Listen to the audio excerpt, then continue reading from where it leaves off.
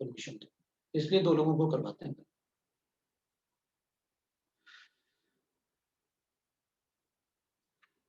तो अब मोलारिटी में कोई डाउट नहीं है अपन को,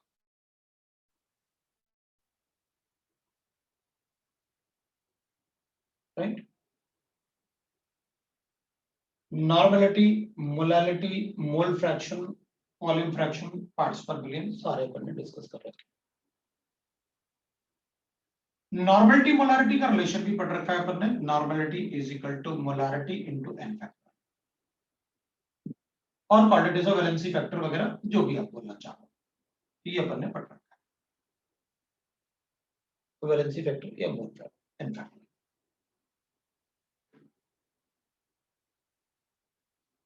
और बहुत सारे क्वेश्चन भी कर रखे हैं।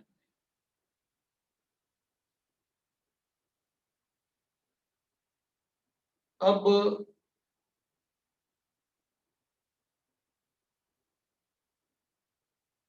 भाई AP2 वाले बच्चे कह रहे हैं हमने नॉर्मलिटी नहीं पढ़ा, तो ऐसे कैसे हो सकता है, मतलब नॉर्मलिटी नहीं पढ़ा है?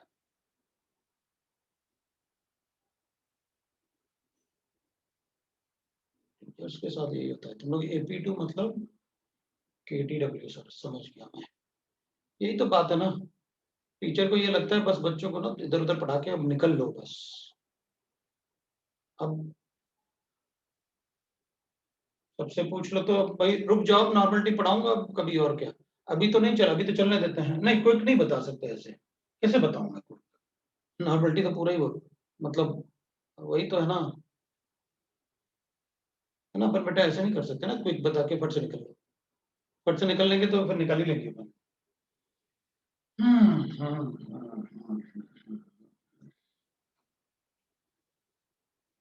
तो अपन क्या करेंगे भाई, मोलालिटी, नॉर्मलिटी, ये सारे मतलब नॉर्मलिटी मतलब एन फैक्टर इनटू मोलारिटी अपन को पता है, normality is equal to molarity into N factor अपन को पता है।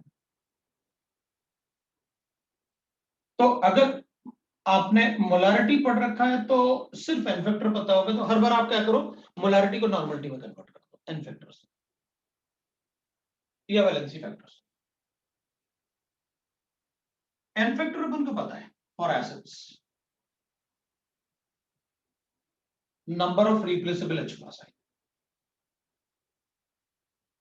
Number of replaceable H plus ion. तो ये होता है एन फैक्टर फॉर एसिड्स। जैसे अब जो भी एसिड होगा, HCl है तो एन फैक्टर अपन 1 बोल देंगे क्योंकि ये एक ही H प्लस आयन देता है।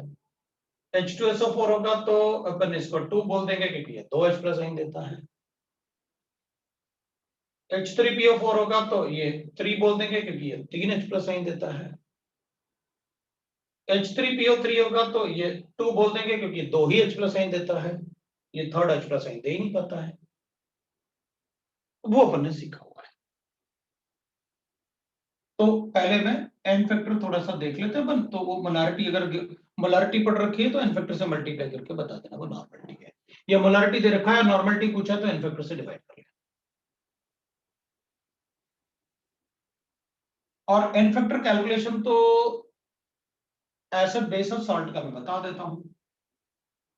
फॉर बेस अपन लिखेंगे तो will write that number of replaceable OH minus ion, OH minus आइन,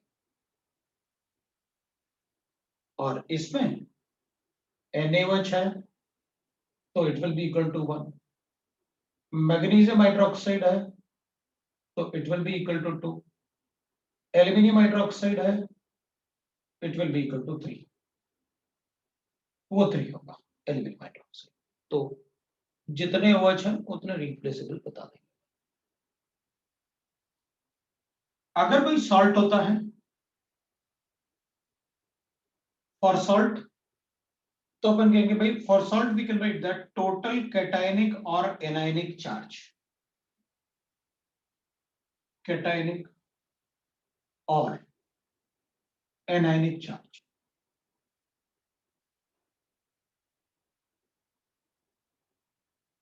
एनायनिक चार्ज,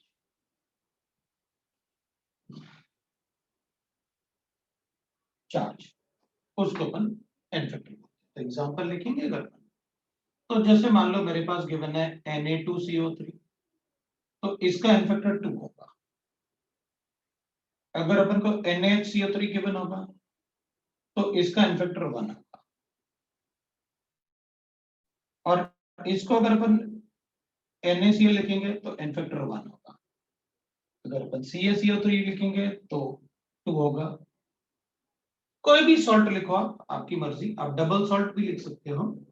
जैसे अपन लिखते हैं कि डबल सॉल्ट में भाई हमारे पास गिवन होता है K2SO4 है, Al2SO4 है, और 4 thrice dot 24H2O, that is the alums, ये अपन ने पढ़े हुए। तो टोटल कैटायनिक या एनायनिक, तो अपन कहेंगे देख भाई एक सल्फेट पे -2 होता है, तो यहां पर आपके टोटल 4 सल्फेट हैं, और एक सल्फेट पे -2 चार्ज होता है, तो अपन कहेंगे टोटल एन फैक्टर 8 हो गया। मतलब, और ये वाटर ऑफ क्रिस्टलाइजेशन इसको ऐड नहीं करते हैं एन फैक्टर में, वाटर ऑफ क्रिस्टलाइजेशन को यूज नहीं करते हैं एन फैक्टर कैलकुलेशन। तो फिर अपन लिख सकते हैं दैट इज कोई दूसरा फेरस अमोनियम सल्फेट लिख लेते हैं, मोर सॉल्ट बोलते हैं अपन उसे, NH4 dot FeSO4 dot 6H2O। तो देखो भाई ये भी डबल सॉल्ट है, इसमें 2 सल्फेट तो दिख ही रहे हैं, तो 4 तो लिख ही सकता हूं, 2 सल्फेट दिख रहा है, 4 तो बताएंगे। तो एन फैक्टर अगर मुझे कोई भी कंपाउंड जो क्वेश्चन में गिवन होगा ना अपन को, एसिड बेस सॉल्ट, तो आप क्या करना, वो एसिड जो भी गिवन हो क्वेश्चन में उसका एन फैक्टर आपको पता होगा। आप क्या करना कि जो भी मोलारिटी गिवन है उसे मल्टीप्लाई कर देना एन फैक्टर से, तो नॉर्मलिटी आ जाएगी। तो अगर कभी नॉर्मलिटी पूछा है तो आप आराम से, मोलारिटी आपको आता है, आप मोलारिटी कैलकुलेट करो और उसे एन फैक्टर से मल्टीप्लाई करके बता देना कि ये नॉर्मल, क्योंकि अपन ने मतलब नॉर्मलिटी के पढ़ने के लिए भी अपन ने कम से कम 2 क्लास तो लगाई होंगी सिर्फ नॉर्मलिटी पढ़ने के लिए, और वो भी जब अपन 2 hours 15 minutes का क्लास लगाते हैं, तो अपन एकदम से जल्दी से करेंगे तो ऐसा ना हो कुछ गड़बड़, तो अपन इतना ही रखते हैं। अभी रिडॉक्स की जरूरत नहीं होगी इस चैप्टर में, इसलिए मैंने सिर्फ एन फैक्टर, एसिड बेस और सॉल्ट की जरूरत पड़ेगी तो वही लिखते हैं। रिडक्शन और ऑक्सीडेशन प्रोसेस का अपन कभी और डिस्कस करेंगे। एक्चुअली 11th क्लास में बस यही प्रॉब्लम होता है, कोई और टीचर पढ़ाए तो वो ना इतनी चीजें स्किप करता है ना कि बच्चा फिर ना नेक्स्ट ईयर मेरे बैच में आ गया तो वो गड़बड़ी होता है।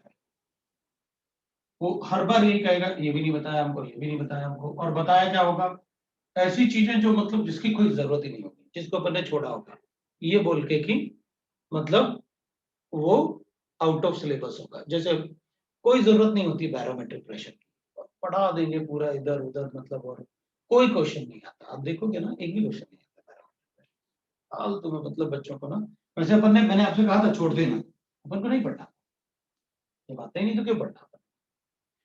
चलो देखते हैं अपन, है ठीक है। तो ठीक है, अपन अगर कोई और बचा होगा तो मैं अपन क्या करेंगे ना,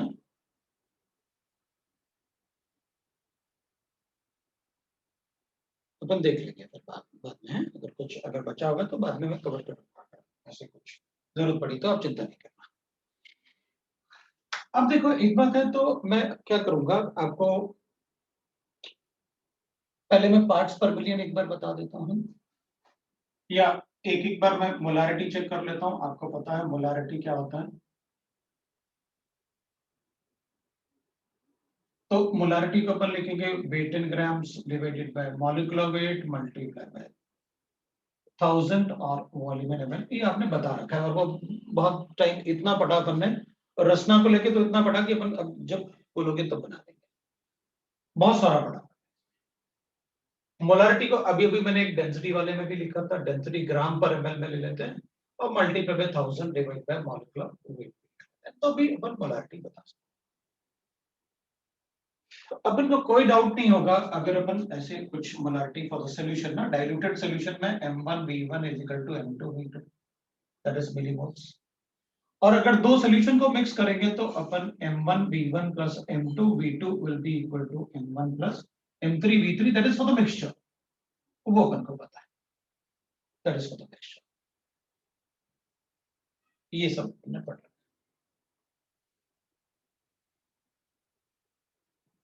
इसमें अगर अपन चाहें तो डायरेक्टली क्वेश्चन कर सकते हैं या अपन रिवाइज कर सकते हैं जो मूल कॉन्सेप्ट में आपने पढ़ा उसके वीडियो लेक्चर्स में।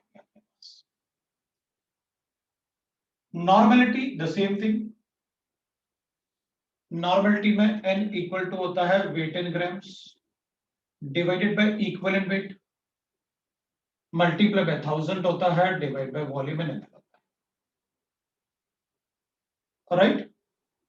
और नॉर्मेलिटी अगर अपन को डेंसिटी से बताना है तो डेंसिटी ग्राम पर ml गिवन होना चाहिए अपन को, मल्टीप्लाई बाय 1000, लेकिन मॉलिक्यूलर मास की जगह अपन को इक्विवेलेंट वेट गिवन होना चाहिए, और इक्विवेलेंट वेट क्या होता है, molecular weight divided by n factor, वो एन फैक्टर जो भी मैं बता रहा था।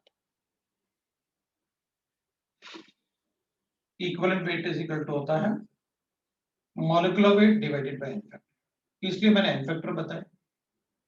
जिसका भी आपको इक्विवेलेंट वेट चाहिए आप उसका मॉलिक्यूलर वेट ले लो और उसके एन फैक्टर से डिवाइड कर दो, तो यही लिख देता हूं molecular weight divided by n factor, weight in gram divided by molecular weight by n factor लिख लेता हूं यहीं पर, अगर equivalent weight molecular weight divide by n factor होता है तो एन फैक्टर तो न्यूमरेटर में आ जाएगा, तो लिख देता हूं न्यूमरेटर में। तो अभी थोड़ी देर पहले मैंने आपसे यही तो कहा था, ये मोलारिटी है, उसको एन फैक्टर से मल्टीप्लाई कर तो नॉर्मल, यही तो बताया मैंने, ठीक है। मोलालिटी मैंने आपको काफी सारे फॉर्मूलेस बताए molality, molality is equal to weight in grams divide by molecular weight, moles इसमें भी चाहिए अपन को, और 1000 divided by weight of solvent चाहिए होता है, सॉल्वेंट ये लिखना होता है, दैट इज मोलालिटी। मैंने आपको मोलालिटी ऐसे भी बताया है, मैंने आपको मोलालिटी ऐसे भी बताया है, molality is equal to mole fraction of, अपन ने ना सॉल्वेंट और सॉल्यूट ऐसे लिखा है। मोलालिटी अगर आपको याद होगा तो अपन ने कहा था ए को आप सॉल्वेंट लिख लो और बी को आप सॉल्यूट कर लो,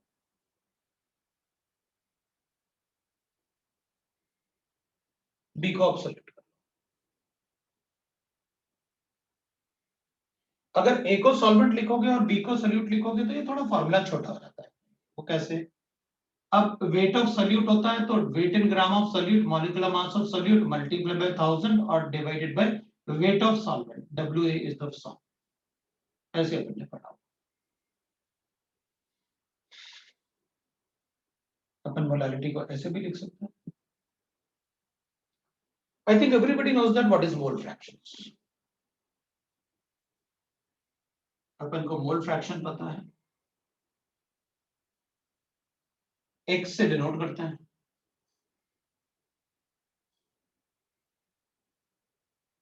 तो मोलालिटी को अपन ने मोल फ्रैक्शन के फॉर्म में भी लिख रखा है, मोल fraction of solute divided by mole fraction of solvent multiply by 1000 divided by molecular weight of solvent, molecular mass of solvent, ऐसे भी लिखा अपन,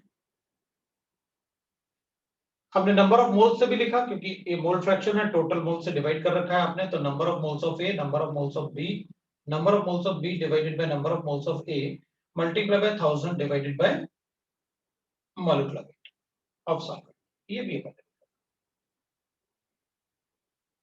ये सारे पार्ट अपन ने पढ़े हुए हैं।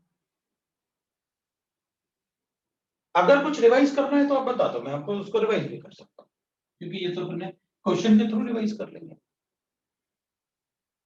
और मोलालिटी और मोलारिटी में relation, so molarity and molality relation, molality relation ये रिलेशन बना रखा है।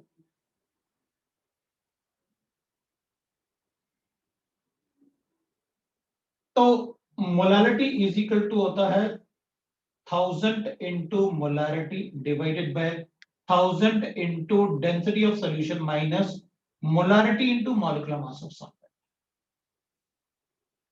मेरे ख्याल से सबको याद है, ये अपन ने पढ़ रखा है, ड्राइव भी किया है ये सब, अगर आप देखो मोल कॉन्सेप्ट कई बार एग्जाम में आया, कई बार एग्जाम में आया तो अपन ने कई बार ये डिस्कस भी किया क्वेश्चंस में।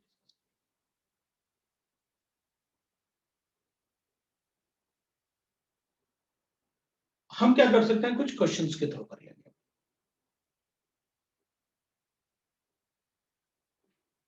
ये मॉलिक्यूलर मास ऑफ सॉल्यूट होता है, M is molarity, that's all. तो अपन क्या करेंगे फिर, मोल फ्रैक्शन की बात कर लेते हैं। मोल फ्रैक्शन भी अपन को पता है,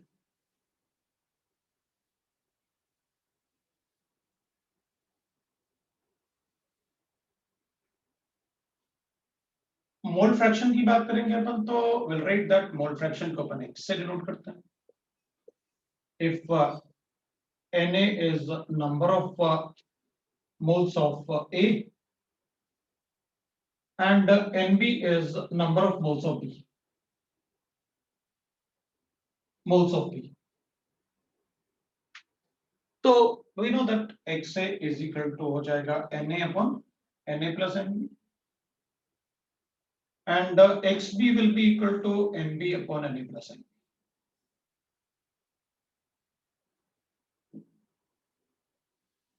ये हो जाएगा।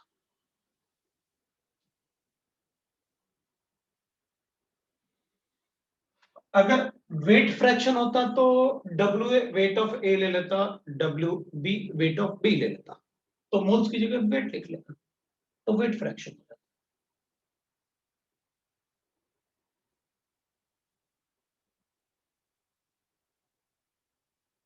सिमिलरली वॉल्यूम फ्रैक्शन हो जाता कि VA is volume of A, VB is volume of B solvent, तो एक ज्यादा है एक कम है तो अपन वॉल्यूम फ्रैक्शन लिख लेते हैं।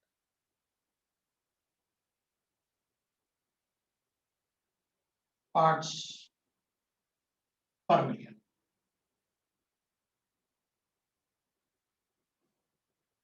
पीपीएम इज एक तरीके से फ्रैक्शन होता है, because we know that 1 million is equal to 10 lakhs और 1 बिलियन इक्वल टू 10 की पावर, वो अपन को पता है। अपन को मिलियन पार्ट्स पर मिलियन चाहिए, मिलियन मतलब ये। तो अगर मेरे पास कोई भी पार्ट, सपोज मिलियन मतलब it is a fraction, parts per million is nothing but a fraction, ये fraction.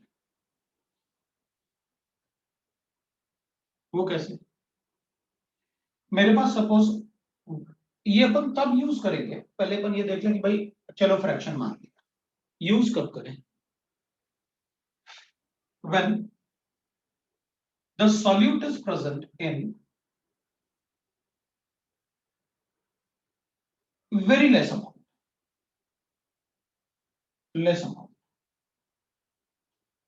then we use ppm term। तो अपन ppm term यूज करते हैं, वो कैसे, तो मैं कहूंगा टुडे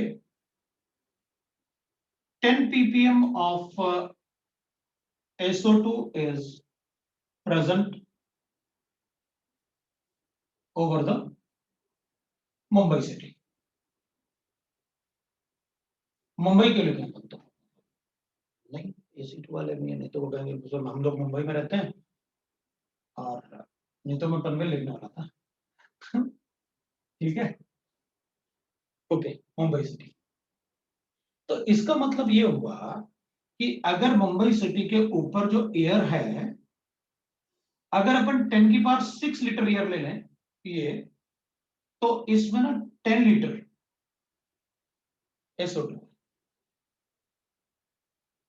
मतलब इसका मतलब ये हो गया कि 10 litre of SO2 is present in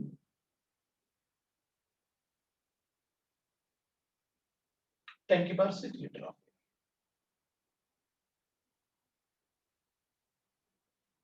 ये हुआ इसका।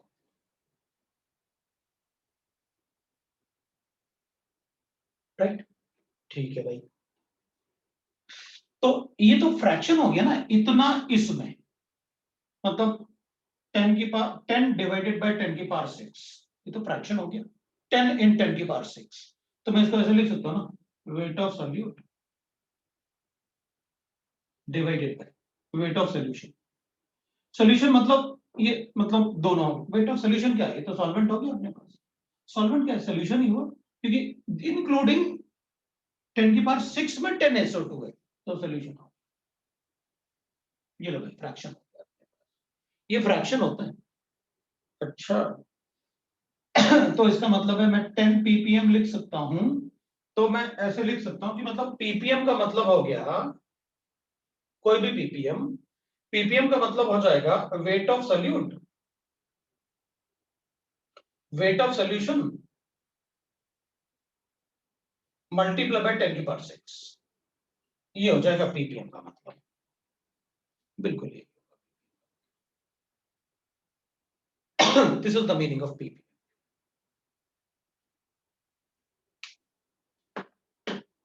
ये कंसंट्रेशन टर्म होता है ppm। That's all for today. Next time आप सेक्शन ए करके लेके आएंगे ऑफ सॉल्यूशंस। आपके पास शीट मिल गया आपको? नहीं, सॉफ्ट कॉपी है?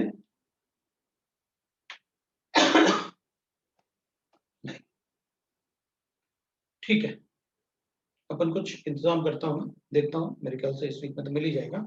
आप रिवाइज कर लेना concentration term of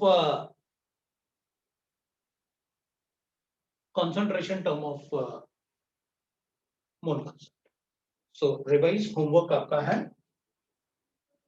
revise concentration term. मेरे सारे नोट्स से आप रिवाइज करोगे, उससे जो भी नोट्स मैंने आपको बनवाए थे उनसे रिवाइज कर लेना, ठीक है? शीट में से भी कर सकते हो, और जो अपने नोट्स थे वो भी करना है। अभी शीट मतलब सॉल्यूशन वाले शीट से कुछ नहीं, अभी आप रिवाइज करो वो सारा पार्ट, कंसंट्रेशन, ठीक है? So that is for today. Book maintain करना है बिल्कुल, एक्सरसाइज 1 सबमिट करना है ना?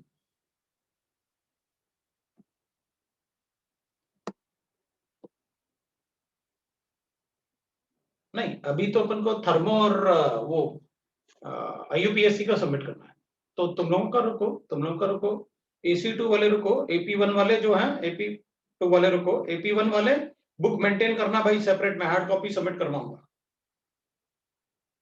AP2 वाले सॉल्यूशंस ऑनवर्ड्स करेंगे। Thank you.